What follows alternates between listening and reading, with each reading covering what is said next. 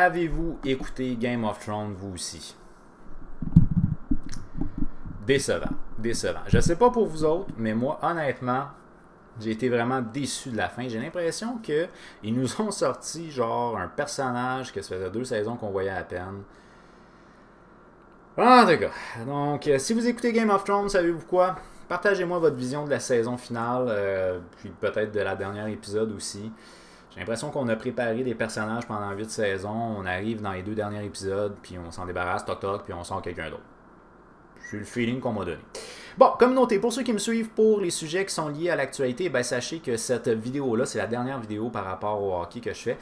Éventuellement, si je fais d'autres vidéos par rapport au hockey, je vais les mettre sur ma chaîne secondaire qui s'appelle Hockey Fan 514.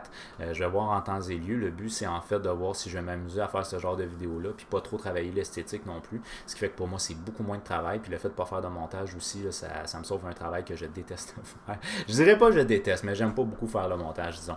Fait que là, pour cette semaine, ben, je fais une capsule par rapport au hockey. Éventuellement, je vais recommencer à faire mes capsules sur l'actualité. Ceci étant dit, je remets beaucoup de choses en question concernant le projet en résumé. Mais là, en ce moment, c'est pas le temps pour jaser de ça. On va se parler de la série finale de la LNH qui va commencer demain soir, soit lundi soir.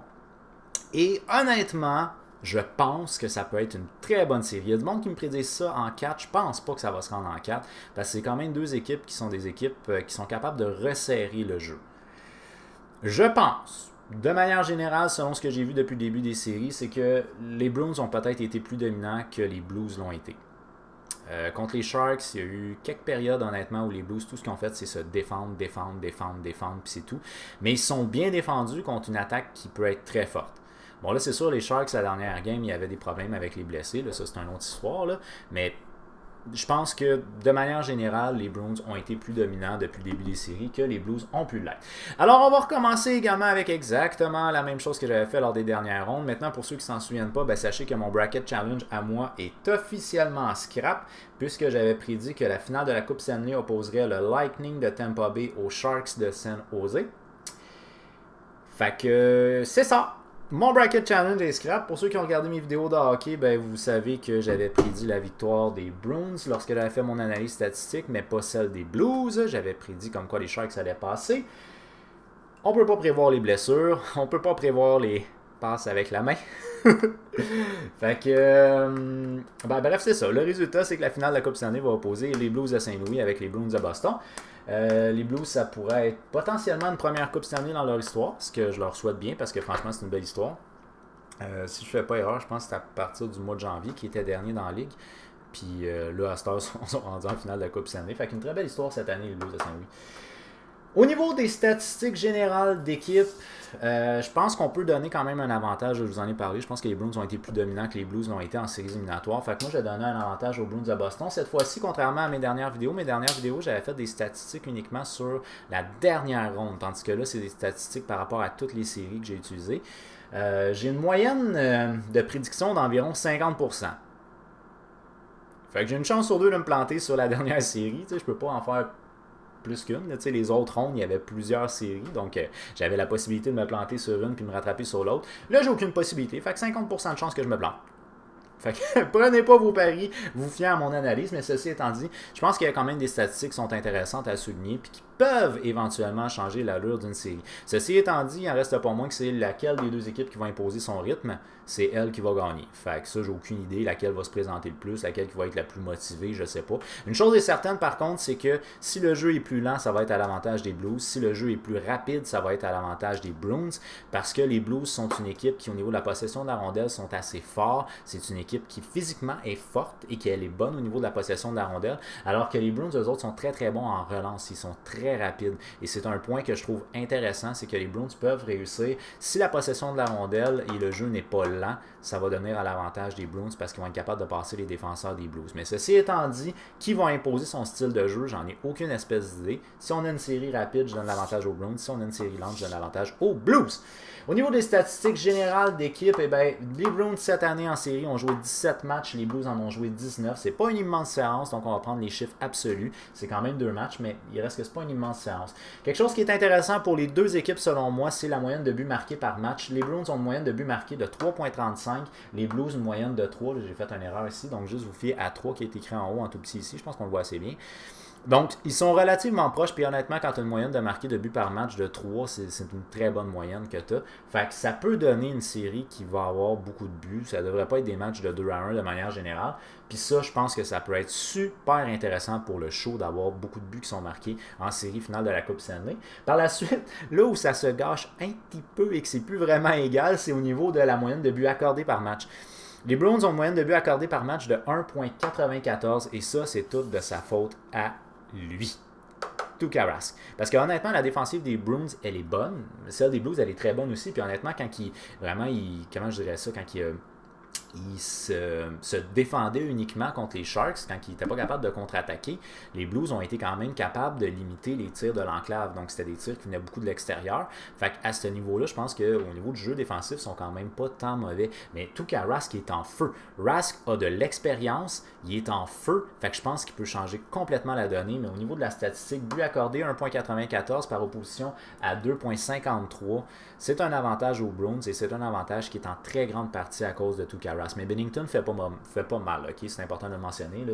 Pour un gardien de but recru, moi, il m'épate plus que les séries avancent. Ben, en fait, il m'épate pas de plus en plus, mais il m'épate quand même de série en série. Et là, j'ai hâte de voir sa concentration, comment il va rester dans sa game en série finale. C'est quand même toute une première année pour lui. Là. Fait qu'on va voir ça, tandis que Tuukka Rask lui a l'expérience. Fait je pense que ça peut être un avantage qui peut être un avantage intéressant pour les Blues.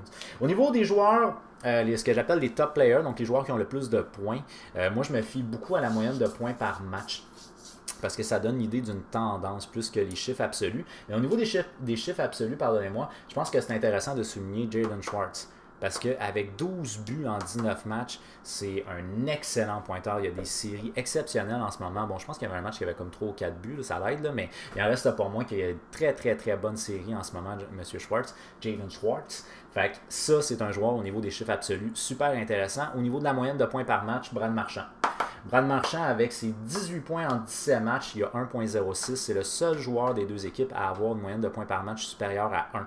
Fait que franchement, à 1,06 pour Brad Marchand, il y a des très bonnes séries. Il n'y a rien d'exceptionnel là-dedans. Je veux dire, c'est un excellent joueur offensivement.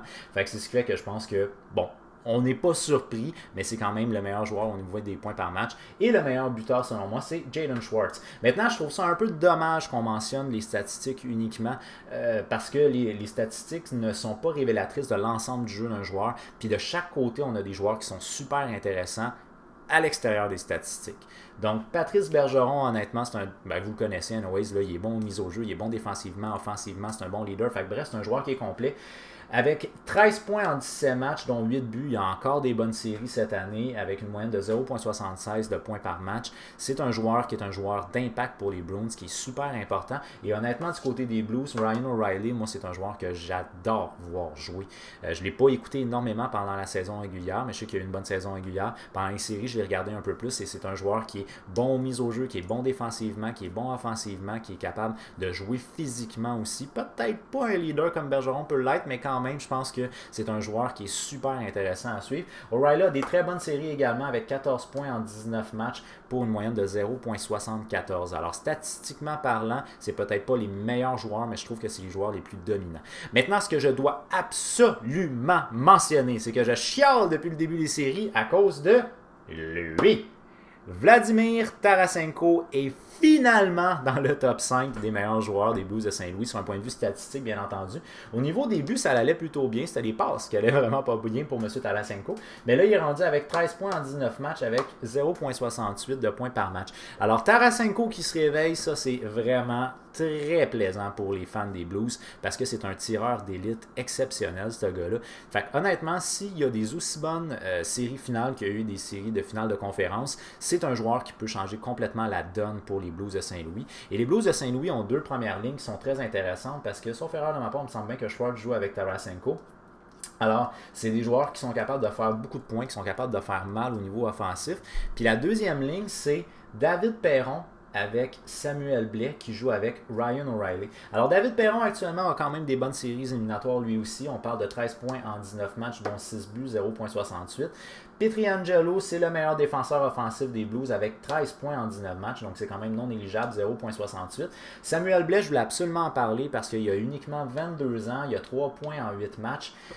Samuel Blais joue actuellement avec David Perron et Ryan O'Reilly et pour moi, je trouve que c'est la ligne qui est la plus intéressante des Blues. Mais encore une fois, je le mentionne, c'est peut-être pas statistiquement parlant, c'est-à-dire que c'est une ligne qui est capable de frapper. Blais est quand même costaud honnêtement, puis il frappe. Là, c'est une ligne qui est capable de frapper, qui est menaçante offensivement et qui est capable de se défendre aussi. Puis O'Reilly gagne les mises au jeu. Fait que c'est peut-être, moi, ma ligne que je trouve la plus intéressante, c'est cette ligne-là et c'est celle qui est considérée comme étant la deuxième ligne des Blues. Du côté des Bruins, ben, je veux dire, il n'y a rien d'exceptionnel. La première ligne est encore la meilleure. Là, fait que t'as pas de questions à te poser par rapport à ça. Donc, Marchand, Pasternak, Bergeron, c'est la ligne numéro 1. Pour moi, la ligne la plus intéressante du côté des Bruins, c'est la première. Puis la ligne la plus intéressante du côté des Blues, c'est la deuxième. Au niveau statistique, ben, on a David Krejci qui a aussi des bonnes séries en ce moment avec 14 points en 17 matchs, 0.82. Torrey Krug qui est le meilleur défenseur offensif des Bruins de Boston avec 12 points en 17 matchs, 0.71. Il y a une moyenne de points par match qui est un petit peu plus élevée du côté des Bruins qu'elle l'est du côté des Blues. Mais ceci étant dit, il y a quand même des joueurs d'impact. Surtout Tarasenko. Tarasenko, ça peut augmenter. S'il continue sur sa lancée, sa moyenne de points par match peut augmenter. Fait que je pense que ça peut être vraiment très intéressant à suivre. Puis c'est des joueurs non négligeables au niveau offensif. Fait que petit avantage au niveau de la moyenne aux Bruins, mais il reste que pour moi, je mettrais even, je mettrais égal pour les deux équipes, parce que franchement, on est relativement proche. Du côté des gardiens, ben là, ça devient selon moi plus égal, c'est-à-dire que je donne un net avantage à Tuukka. Tuukka en 17 matchs, il y a une moyenne de 1.84 par opposition à Binnington en 19 matchs, 2.36. Fait que c'est quand même une grosse séance au niveau de la moyenne. Pourcentage d'arrêt de 942 par opposition à 914. Fait qu'on a vraiment un net avantage du côté de Tuukka, puis moi, je vois aucune raison pourquoi ça changerait.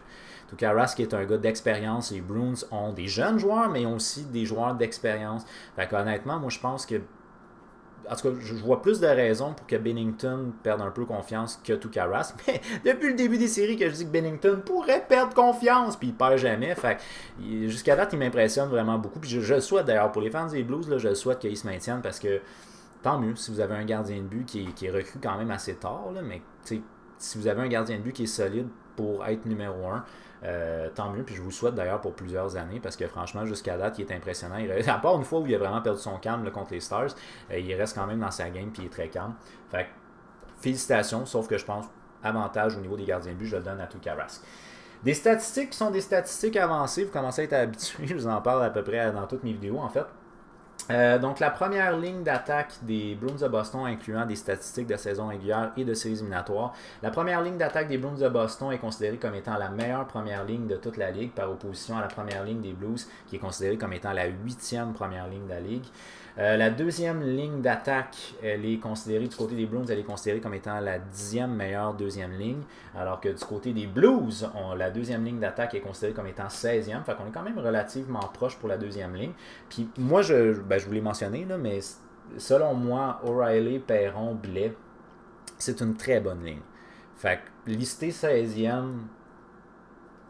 ça inclut les statistiques de saison régulière, tu sais, fait que moi, je pense, même s'ils sont listés 16e par opposition à 10e, je donnerais l'avantage de la deuxième ligne quand même aux Blues. Ça, c'est mon opinion. Au niveau des défenseurs, ben, la première ligne de défense, la première paire, de défense du côté des Bruins, elle est listée 11e. La première paire du côté des Blues, 9e. La deuxième paire, c'est là où ça se gâche un peu parce que, tu sais, 11 et 9, on est proche. Mais la deuxième paire des Bruins, elle est listée 2e par opposition à la deuxième paire qui est listée 10e. Alors, sérieusement, là, la deuxième paire des Bruins, elle est très intéressante au niveau défensif. Par contre, pour ce qui est des premières paires, c'est quand même assez similaire. Le gardien de but est listé en statistique avancée. Tuukka est listé en statistique avancée comme étant le gardien de but partant numéro 19, c'est-à-dire que c'est le 19e meilleur gardien de but partant de la ligne. Par opposition à de la Ligue et non ligne, par opposition à Binnington 36, mais encore une fois, Binnington, il commence. Là, fait que je me fie pas beaucoup à cet aspect-là, mais l'aspect expérience est quand même très intéressant du côté de Tuukka Rask. Je tenais absolument, autant que du côté des Blues, je voulais absolument mentionner que Samuel Blais a des bonnes séries éliminatoires so far, puis honnêtement, le jeu physique est intéressant de Samuel Blais, et il a uniquement 22 ans. Il y a des jeunes aussi du côté des Bruins, mais ce que je me dois absolument de mentionner du côté des Bruins, c'est bien entendu les unités spéciales. En tant que, parce que là, de la manière que ça fonctionne au niveau des statistiques avancées, c'est qu'on place comme 1, 2, 3, 4, 5. Là, on ne place pas par position les joueurs sur l'avantage numérique. Là. Fait que, le joueur qui est le premier joueur de l'avantage numérique des Bruins, c'est Brad Marchand. Celui qui est le deuxième, on comprend le pattern. Là. Généralement, les défenseurs sont listés comme 4e puis 5e joueur de l'avantage numérique. Fait que Brad Marchand, en tant que premier joueur d'avantage numérique dans toute la ligne, incluant saison régulière et incluant les séries éliminatoires, est listé comme étant le meilleur. Donc, c'est le numéro 1 en avantage numérique. Donc, en tant que première position en avantage numérique, il est le numéro 1. Bergeron, en tant que deuxième position en avantage numérique, il est le numéro 5. DeBrusk, lui, en termes de troisième position en avantage numérique, il est listé 26e. C'est pour ça qu'il est tout petit, puis vous n'êtes pas capable de le lire. C'est pas une statistique qui est super impressionnante. Là. Pasternak, en tant que quatrième joueur d'avantage numérique, il est listé 4e. Et par la suite, Torrey Krug, en tant que 5e joueur d'avantage numérique, listé premier. Fait que l'avantage numérique des Bruins, elle est super intéressante en ce moment. Je répète, Marchand, il est listé premier à sa position, Bergeron, 5e à sa position, Pasternak, 4e à sa position, Krug, premier à sa position. Alors franchement, moi je pense que c'est une série qui risque d'être super intéressante. Si on joue beaucoup à 5 contre 5 et que le jeu est lent, je donne un net avantage aux Blues. Si on joue avec beaucoup de pénalités, donc si les arbitres en donnent beaucoup, parce que honnêtement, il y a des séries où ils ont été sévères, puis il y a des séries où ils n'ont pas été du tout sévères. Fait qu'on va voir l'allure que là, ça va avoir pour la série finale. Mais si les arbitres sont sévères et qu'il y a beaucoup d'unités spéciales, avantage aux Bruins. Puis s'il faut que ça soit un jeu qui est rapide, avantage aux Bruins. Alors, si j'avais une projection à faire pour la série finale, moi, je file beaucoup les Bruins. Mais ce que je dois dire, c'est que les Blues m'ont épaté. Ils ont fait face à de l'adversité pendant les séries, honnêtement. Fait que c'est non négligeable. Okay? C'est pas une équipe qui l'a eu facile non plus. Fait que je pense que les deux équipes ont des très bonnes chances de gagner. Puis si j'avais à évaluer, mettons, un pourcentage complètement aléatoire, là, mais que je sors comme ça à peu près de mon chapeau, là, je donnerais peut-être un avantage 55-45, c'est-à-dire 55% des chances que je donnerais la victoire aux Bruins pour la Coupe Stanley, puis un 45% aux Blues, parce que ça ne me surprendrait pas non plus que les Blues soient très intéressants. Je vous l'ai dit, je vous le répète, là, les Blues ont été assiégés par bout par les Sharks, puis même contre les Stars, puis ils ont réussi à tenir quand même. Fait que même si les Bruins assiègent les Blues, ça se peut qu'ils tiennent pareil. Statistiquement parlant, l'avantage est quand même du côté des Bruins. Alors, c'est la raison pour laquelle je vais y aller avec les Bruins, mais je crois pas à une série qui va être courte. Il y a des gens qui y croient. Fait que si jamais vous croyez à une série qui va être courte, ben faites-le moi savoir au travers des commentaires. Puis dites-moi aussi, d'après vous, qui va gagner entre les deux. Est-ce que c'est selon vous les Bruins qui vont remporter encore une fois une Coupe Stanley ou les Blues qui vont remporter leur première Coupe Stanley? Ça, je pense que ça peut être très intéressant pour la ville de Saint-Louis. Faites-le moi savoir au travers des commentaires. Communauté, je vous remercie beaucoup d'avoir regardé mes vidéos sur le hockey. Puis gênez-vous pas à passer des commentaires sur les vidéos ou tout simplement à me communiquer votre vision à vous du hockey. Ça va me faire plaisir de pouvoir vous lire. Alors je vous donne rendez-vous sur ma prochaine vidéo, mais d'ici là, j'ai déjà hâte de vous voir. Bye bye.